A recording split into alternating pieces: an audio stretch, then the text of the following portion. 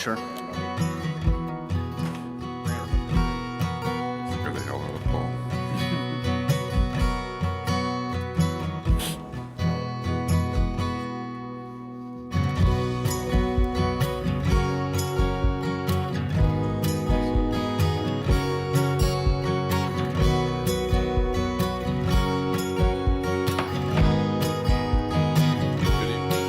Welcome to the City Council regular meeting for the City of Rosemont on Tuesday, July 1st, 2025.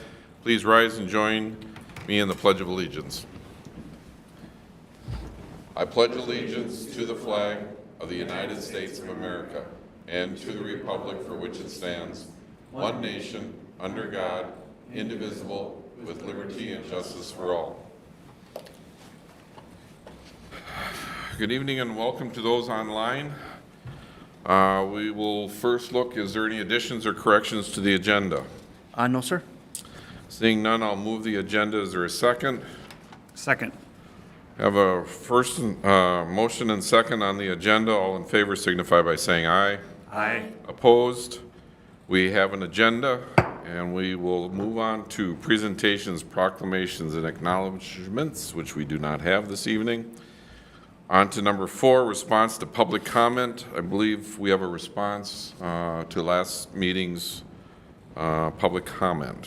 Mr. Martin. Thank you, Mayor. Yeah, just an update for any folks listening at home. We've been in touch with the resident and the family from last week's conversation about the development and the stormwater fees on their property. They received some official correspondence from the city and continue to discuss and negotiate that situation with that family. So just want to give that quick update there, and conversation continues to evolve. So, all right. Yeah. Thank you very much. That'll complete item 4. We'll move on to public comment item 5. Individuals wishing to address the council on subjects that are not part of this meeting's agenda may do so. Please come to the podium, state your name and address. And let's see, name, address, there we go. And podium's open. Hey, good evening. My name is John Weber. I own the residence 4218 158th Street West. I've owned that for about 15 years. And just a quick thing, I've been a resident of Rosemount for almost 30 years. And in that time, I think I've contributed to the city. I've volunteered with RAAA at least 12 years coaching. I've volunteered for the last 20 years with the Dakota County Master Gardeners. When Rosemount started the public gardens at the parks, I worked with Tom in setting those things up, educating people on the gardening, basics of gardening. I've taught classes over at Rosemount Resource Center before it became 360 Communities, had gardens set up there, teaching children over there. And so it isn't that I haven't been an asset to this community, but in the last 5 years at the property at 4218, I've converted the front lawn to more of pollinator-friendly vegetable gardens and this and that. And I've had complaints from individuals, and the city has come over, and it's gotten to the point where it's almost seems like I have been singled out, and it's become more of a harassment now with the city. Every time they've said that I've had a violation, I've reached out to the city, and those things have been corrected. Recently, I received a letter with multiple issues on there. Number one, one of the permit issues, I did not know that Rosemont required a permit. I've had chickens for 7, 8 years. No one informed me that I needed to have a permit, which was brand new. Bee permit, I've had bees. Before I got bees, I checked with the city. They said there was no issue with getting bees. And now I find out there is a permit requirement, and today I tried to apply for that permit. Apparently it's not in motion yet. So I don't know how I got cited for not having a permit when there is nothing is in place right now. The other thing with the renter, some of those infringement, yes, it's on my fault, and I have no problem. All the other things that has been brought up has been corrected, but now I'm getting this letter saying that there are other infractions that I need to take care of. Every time I've contacted the city, I have corrected those things, and some of the things that has been pointed out, like last year, they said I needed to move a pallet. Seriously, this is what the code is, and everything times that I have asked the city what things I needed to do, I did not receive any specifics. And I've had to call them multiple times, and I'm sure you guys have read on the Rosemount Neighbors, and one of the reasons that I have actually posted those things on there is that seems to be when I get a response from the city. Because I've posted it, and within hours, I have a response from the city. I have left messages with the code people. I do not hear anything. I've emailed them. I finally did get a response from the code enforcement people about what things, but they have never been very specific, okay? One of the infractions was that my front yard, I had dead flowers on there. Well, I didn't realize that I needed to clean up everything. Photos were taken on May 17th, and I had not cleaned up my front yard yet from dead purple coneflowers and a lot of the other pollinators and perennials that's out there, because that is one of the things I think the state is trying to promote, the city is trying to promote those things. And when the city is telling me that I should have been cutting those things off and things like that, I think it's getting to the point where it's a little bit excessive. And I have been singled out. I've had multiple comments from people that I've had vehicles stopping and complimenting on what I've done to the yard. Yes, at times it does get a little messy, at springtime especially, because I have not cleaned things up yet. But that should not be a infraction on me, okay? The city promotes, no mow May. Do I need to have signs all posted all over my yard so that those things, I don't get notifications for those things? Things like I've had where someone complained because I had a vehicle parked in front. And I've had vehicles parked there. I see down the street vehicles parked there. I've seen commercial vehicles parked there further down the street. Nothing is said about those things there because it's parked there. But I believe city has an ordinance about commercial vehicles being parked on city streets and this and that, okay? So I'm getting to the point where it's the city, if they want me to do something, that's fine, I have no problem. I have no problem getting permits and this and that, but it's gotten to the point where it's, like I said, I feel like I'm being harassed here, okay?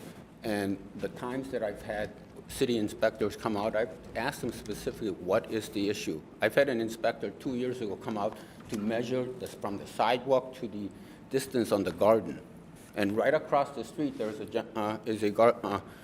garden that is encroaching right on the sidewalk. There's nothing, I don't have that sidewalk blocked off. I don't have anything encroaching on the sidewalk. And so those petty little things that the city has been saying that I'm infringing on, it makes absolutely no sense. And so I would like to, I would really, I think it'd be nice if you guys can come out and check out the yard.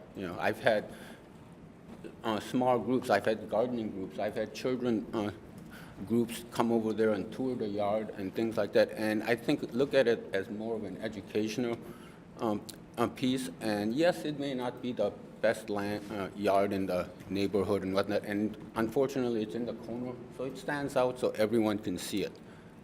So it's fully visible, but there is nothing there that should be against ordinances and whatnot. So I would like to really get down to that. So that I don't get a notice from the city every time. Now, as far as other things, that's things that need to be cleaned up and this and that, I have no problem doing that. I pull permits when I need to do and whatnot, but it's tough to do certain things like for permits and whatnot when you don't even know that there is a permit requirement, because I think when I talked to the city clerk for like the chickens, it was like you guys placed it online and I don't think people even knew about that requirement, So I would just like for the council members to know that, I would like to meet all the requirements, and I think like I said, I've been here for a very long time. I haven't had any issues, and all these started when I converted that front lawn about 5 years ago. Prior to that, I really didn't have any issues. All right, thank you. All right. We'll refer that to staff for follow-up, and we'll check in and have a response. All right. Thank you. Thank you. Thank Yeah, you. Anyone else wishing to come before council? Any comments or concerns? Please do so. I know you walked in a little late. Just state your name and address. Kimberly And your Dimick, concern. 15001 Fisher Avenue. Excuse me, what avenue? Fisher. Fisher, thank you. And I just wanted to thank the council for really looking into the TRACT situation. I wasn't able to come to the work session on June 3rd. My daughter came and took notes for me, but I'm really pleased that you guys really asked the hard questions and really looked into it for us. I just wanted to let you know that. So thank you. We'll take good comments, too. Yeah, thank you. Thank you. Anyone else wishing to come before council? Anyone? Seeing no one moving forward, we will close the public comment and move into the consent agenda. We have items 6A through L. They include bill listings, minutes for the June 17th regular meeting of council, donation acceptance from Dakota Electric of $500 for safety camp, the amendment to the 2025 schedule of rates and fees, our on-sale license on a public premises. This is for the Little Piggy Catering. Temporary on-sale liquor license for the American Legion related to Leprechaun Days. Application to conduct off-site gambling. The Rosemont Area Hockey Association related to Leprechaun Days. Amending the city code tobacco products and tobacco-related devices in response to this state of Minnesota recent legislation. Donation acceptance of encrypted radios from Hennepin County to our police department. Donation acceptance from American Legion Post 65 for PD community-related activities, including Kicks for Kids, Safety Camp, and Shop with a Cop. So that donation was $3,000. The approval of a right-of-way easement for Amber Fields Commercial Road, and the approval of an encroaching agreement at 1181 150th Street. With that, reading, any council member wishing to pull an item for further discussion or comment? Yeah, 60. 6D is pulled. Anything else? Nope. All right, with that, would anyone like to move the consent agenda for approval, items 6A through L, with D removed for further comment? So moved. I'll second. I have a motion by Klimpel, second by Fresky. Roll, please. Essler. Aye. Klimpel. Aye. Weisenthal. Aye. Tyson. Aye. Fresky. Aye. 6A through L is approved, with D up for further discussion. 6D, Councilmember Tyson. Yes, I just wanted to pull this and just kind of, it's just an update to the adoption of the schedule of rates and fees, and I just wanted to see if staff could speak a little bit more to the changes that are happening. Just another example of just being clear with what is changing and what is staying. I mean, most of it's staying the same, but if, yeah. Nick, you can, yeah. Thanks, Councilmember. Mayor, council members, the amendment to the fees that's highlighted for this round here happens to be pertaining to water restrictions, irrigation restrictions violations. We're bringing clarity to what those fines are with this amendment. Previously, there was a bit of a confusion in the numbers that were published on our website versus what are actually implemented. So this change brings the fine echelons directly in line with other administrative citation fine values there. So that is to say a first violation is $50, second violation $100, and then third and subsequent violations are $250. And if I could just take a moment on the matter of watering restrictions, this is something as the summer heats up here and we see a lot more lawn irrigating, that puts quite a stress not only on our water system to deliver more water into the to all the residents and businesses, but also stresses the aquifers and our water resources. And the Minnesota DNR does expect us to implement and enforce watering restrictions. So this is coupled with those expectations and the permits that we have through the DNR to be able to operate a public watering or water supply system. So folks are going to see an enhanced effort to call attention to that, and of course then enforcing violations when we see irrigation happening between noon and 6 p.m. or contrary to the odd-even schedule that we have in town. These are regulations or ordinances that have been on the books in Rosemount for quite some time. We're just simply trying to bring more attention towards that because it is all in the spirit of water conservation and things that we're already expected to be doing. Yeah. Well, and I appreciate this, and just to be transparent with everything, when we were going through the meeting notes, it was one of the things that I wanted to pull because, just to be completely honest, this is something that I've probably made some mistakes in the past before, and just knowing the why behind it, you know what I mean, that we're really trying to just do what the DNR is suggesting for water conservation, and also just watering at the most efficient times too for your individual lawns. So it's just something I wanted to call out. I think you did a good job of just telling us the why behind it. So if you do have a fine or a violation, you know, we set it up, I think, or you guys set it up very strategically to say that, the first one is $50, the second one, you know what I mean? Just to be aware. So it's bringing awareness to the value and the importance of water conservation, especially heading into the warm, heated months. So that was my only rationale for pulling this. So thank you. Could you share the magnitude of what we see as what would be considered normal, and then when we hit those hot, humid August days, what kind of variation that we see in our water need, and how that affects our capacity?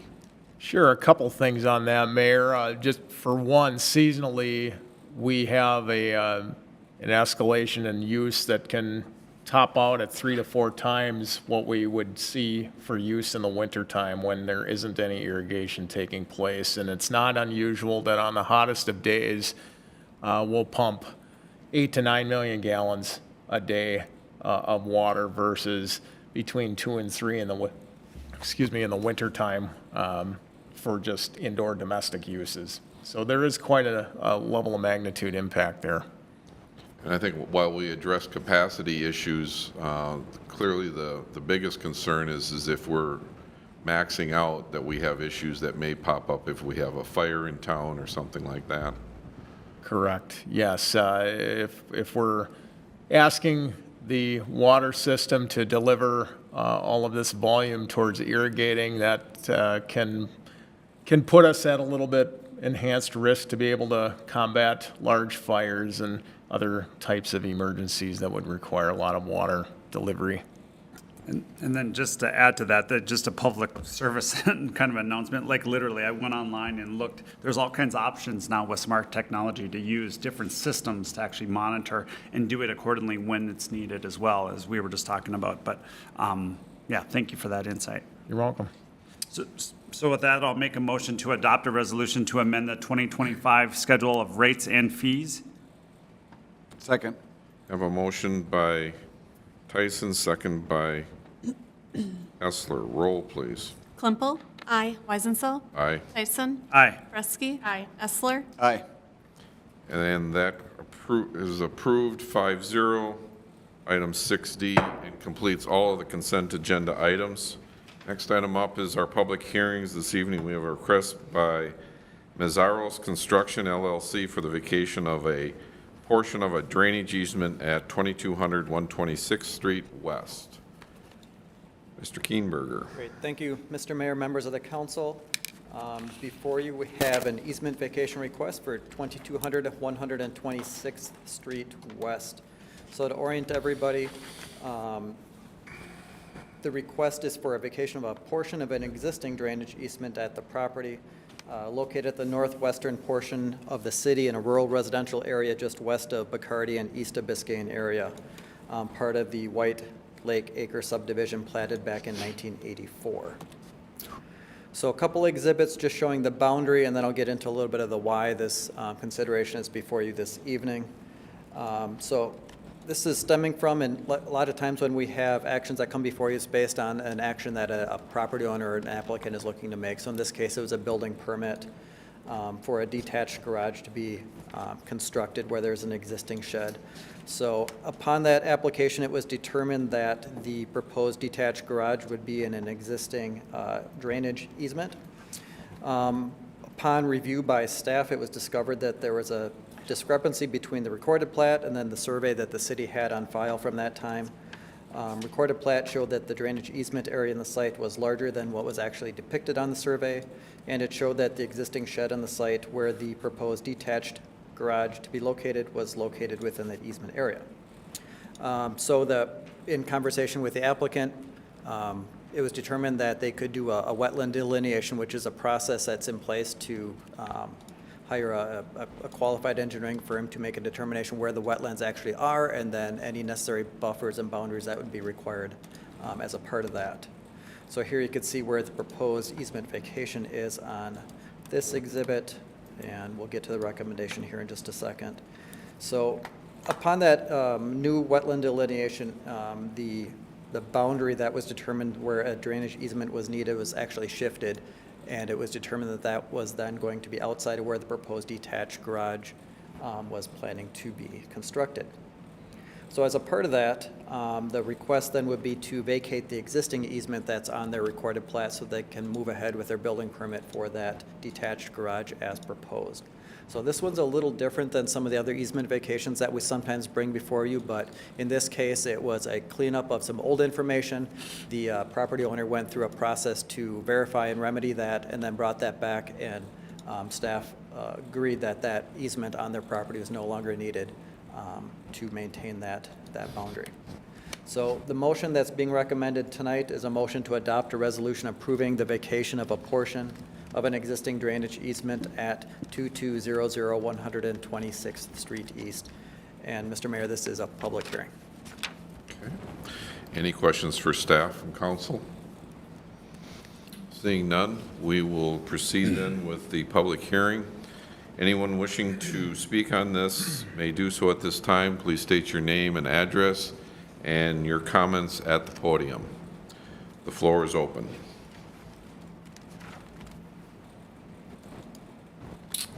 Anyone wish to speak on this item? Anyone? Seeing no one at this time, we will move to close the public hearing. All in favor signify by saying aye. Aye. Opposed? The public hearing is closed. With that, back to staff. Any questions, comments? Would anyone like to move the motion in the affirmative? I'll make a motion to adopt a resolution approving the vacation of a portion of an existing drainage easement at 2200 126th Street West. Second. We have a motion by Essler, second by Klimpel. Roll, please. Weisenthal. Aye. Tyson. Aye. Prusky. Aye. Essler. Aye. Klimpel. Aye. And the request is granted 5-0, and that completes item 7A. This evening, we have no unfinished business for item 8. We'll move on to item 9, new business. We have a request for an amendment to the Rosemont Comp Guide Plan and Land Use. Late Friday, the applicant withdrew that application on 6/27 at 4:21 p.m. With that, I would turn it over to staff to make any comments or items that council should be interested in. Yep. Thank you, Mr. Mayor, members of the council. So a little context. So throughout any type of an application process, it's always at the, an applicant always has the right to withdraw their application at any time. So this was for a comprehensive land use amendment on the east side of Rosemount for roughly 420 acres applied for by Kimley Horn on behalf of TRACT. Ms. Demick here at the meeting here earlier acknowledged that, and just wanted to make the council aware, and that's why it's kind of published in the packet the way it was, that once the packet goes out, staff notifies any and all applicants that their item is on that meeting, and here's the packet agenda. And then subsequently later that afternoon, we did receive an official request from them to withdraw their application. So that's why it's noted as such in the packet, and we can certainly take any questions. Open up for any questions or comments to council. I'll look to my left.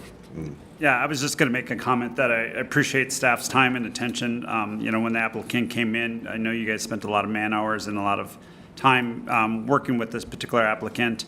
Also, from a planning perspective, the Planning Commission, I thought, did a great job of taking the recommendation for the proposed amendment and their decision to amend the comprehensive land use. And then following that legislative process, then it was supposed to come to us.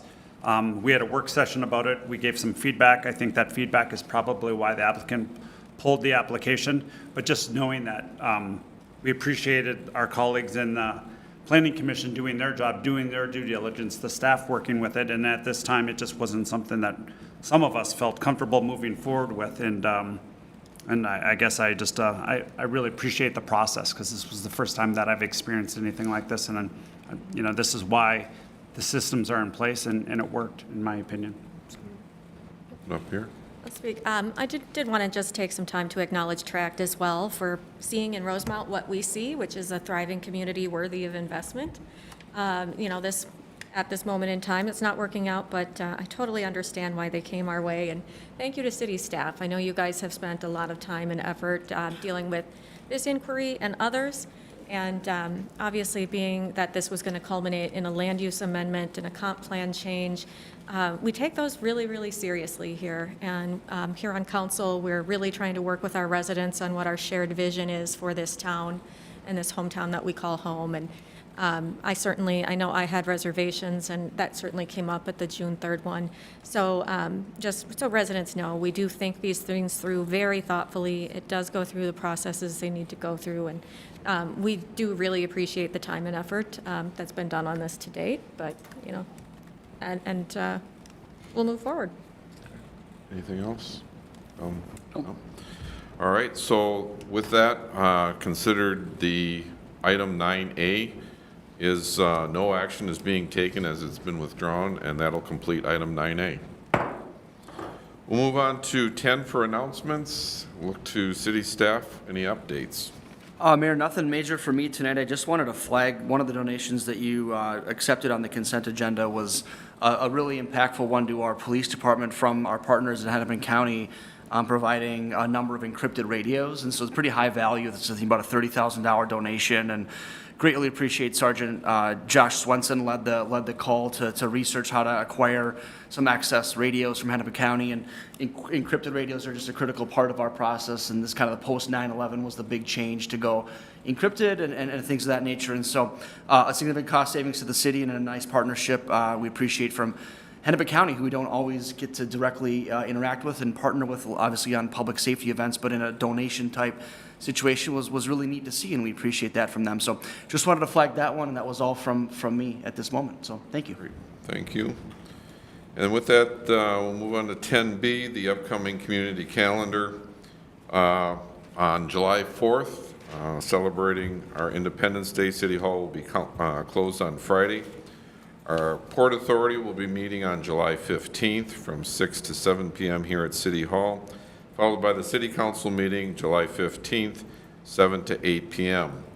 And just looking a little bit ahead, on July 17th, the Youth Commission will be working with our youth in a splash pad celebration, July 17th, 11th to 12th at Central Park.